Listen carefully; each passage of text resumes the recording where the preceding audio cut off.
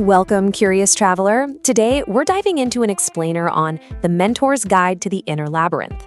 We're going to explore this incredible, ancient spiritual technology designed to help you shed those childhood survival masks and finally reclaim your authentic, shimmering core self.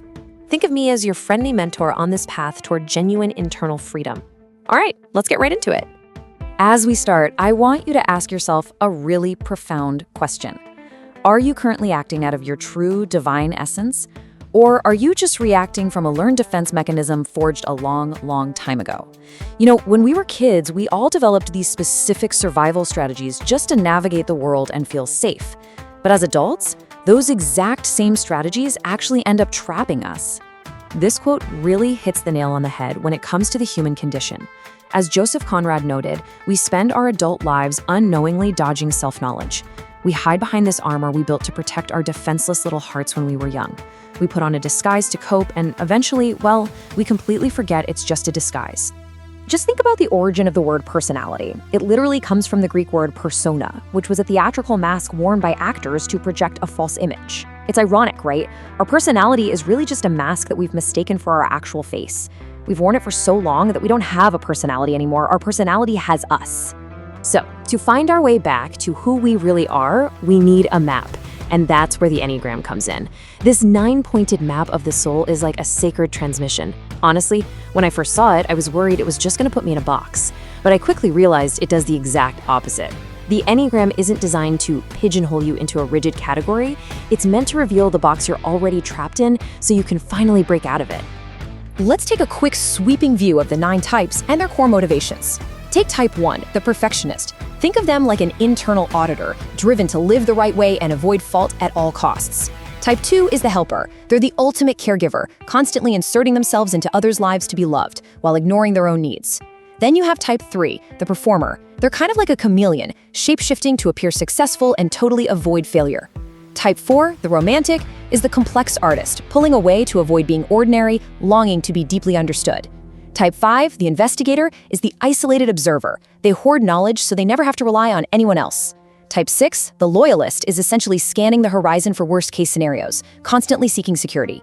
Type 7, the enthusiast, is the eternal adventurer, constantly planning stimulating experiences just to run away from pain. And then we have the challenger and the peacemaker, which we are going to deep dive into in just a minute.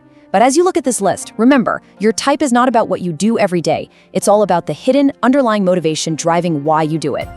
If you're new to this path of self-discovery and want to find your primary number, here is a simple, friendly guide. First, you have to look past your outward traits and really examine those underlying core motivations we just talked about. Second, observe your deeply ingrained childhood survival patterns. Ask yourself, how did I get my needs met as a kid? And third, try to identify your recurring deadly sin or your primary passion. The trick here is to observe your daily personality masks without any judgment. Just watch. As you dig into these motivations, you'll start to notice how your childhood armor is actually fueled by a specific passion. It acts like a major spiritual blind spot. Ancient teachers noticed that each type repeatedly falls back on an involuntary pattern. For example, an 8 has a relentless lust for intensity, constantly pushing against the world. Or a 9 struggles with sloth. And that's not physical laziness, by the way. It's a spiritual falling asleep to their own true priorities. Now, these 9 types are also divided into 3 triads because we all process the world instinctively through one of 3 centers of intelligence. The gut triad, types 8, 9, and 1, masks their deepest struggles with anger. The heart triad, types 2, 3, and 4, is driven by feelings and the constant avoidance of shame. And the head triad, types 5, 6, and 7, navigates life primarily by mitigating fear. These are the folks who have probably calculated the odds of everything going wrong before they even finish their morning coffee. Our shared goal here is to clearly distinguish between the false self and your true essence. The false self, that's just an imposter. It was crafted a long time ago to cope with early childhood threats. But your true essence, that is like a pure diamond, blazing with the invisible light of heaven.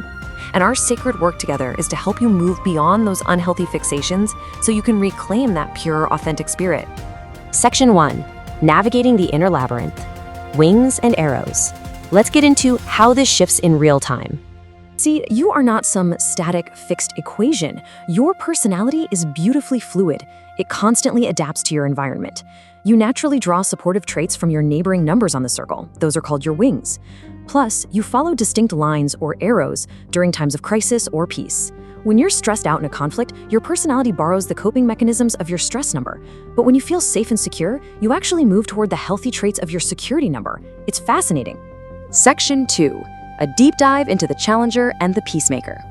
Let's look at some real-world examples. To show you exactly how these core motivations dictate daily choices, let's look at type 8, the challenger. An 8's core motivation is to be strong and avoid feeling vulnerable at all costs. So an unhealthy 8 acts like a general bracing for a betrayal. They can be suspicious, demanding, using a tough exterior to mask deep vulnerability.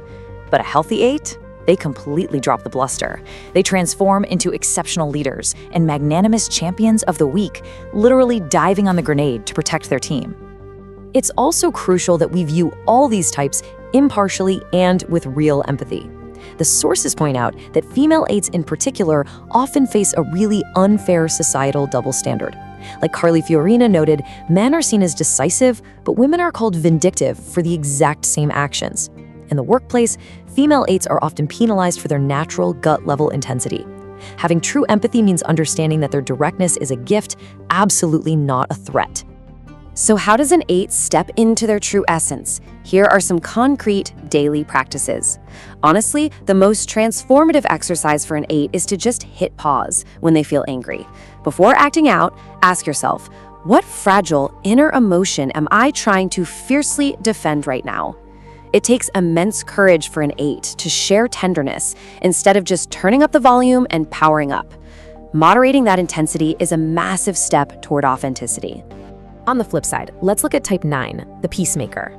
A 9's core motivation is to keep the peace and totally avoid conflict. When they're unhealthy, 9s stubbornly numb out. They fall spiritually asleep, doing trivial tasks to maintain a false, passive-aggressive sense of peace rather than actually engaging with their true lives. But a healthy 9, they are incredibly inspiring. They become self-actualized, natural mediators who can brilliantly harmonize differing perspectives. To wake up from that numbing trance, 9s have to build a daily habit of asserting their own desires. A great exercise is simply practicing saying no to unwanted requests. Force yourself to express an opinion, even on something as small as where to eat for dinner. Journaling about your true calling instead of postponing it is a total game changer. 9s have to realize that authentic harmony doesn't mean avoiding disagreements. It's only forged through the courage of honest, messy engagement. Section 3. The return to love. Applying the spiritual technology in our daily lives. Ultimately, my friend, mapping out this spiritual technology isn't just a self-discovery exercise. It's a tool for navigating life and bringing profound compassion into your relationships. Because, let's face it, relationships are messy. Flannery O'Connor famously joked, "I love a lot of people, understand none of them." Well, the Enneagram changes that. Once we grasp a colleague's or a family member's underlying motivation, when we finally see why they act the way they do, we can replace all our frustration with deep, abiding empathy.